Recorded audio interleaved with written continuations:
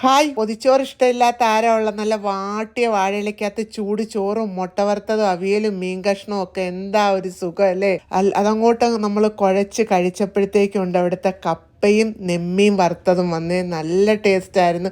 കൂടാതെ നല്ല പാൽ പൊറോട്ട, അത് ചട്ടിക്കകത്ത് ഇങ്ങനെ ചൂട് പാലിനകത്ത് ആ പൊറോട്ടയും ബീഫും കൂടെ, ഒരു രക്ഷയില്ല, എന്തോ ടേസ്റ്റ് ആയിരുന്നെന്നറിയാവോ.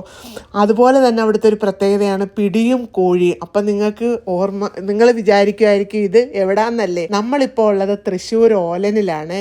നമ്മുടെ പുറവിൽ കാണുന്ന ഒരു ഫോട്ടോ ഉണ്ടല്ലോ, അത് നമ്മൾ വയനാട് ഓലനിൽ പോയി ബർത്ത്ഡേ ആഘോഷിച്ചാണ്. ഇവരുടെ ഫുഡെല്ലാം അടിപൊളിയാണ്.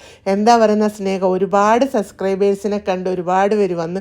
പിന്നെ അവിടുത്തെ മധുരത്തിൽ തുടങ്ങാം നമുക്ക്. ഇത് നവരസങ്ങളാണ്. ഇതിൻ്റെ അടിയിൽ അച്ചപ്പവും ഫ്രൂട്ട്സുകളും എല്ലാം വെച്ച് തേനാത്തൊഴിച്ച് പിന്നെ നമ്മളൊരു ഗുലാബ് ജാമുൻ കഴിച്ച് ഒരു ചായയും കുടിച്ച്. ഇത് ഓലൻ.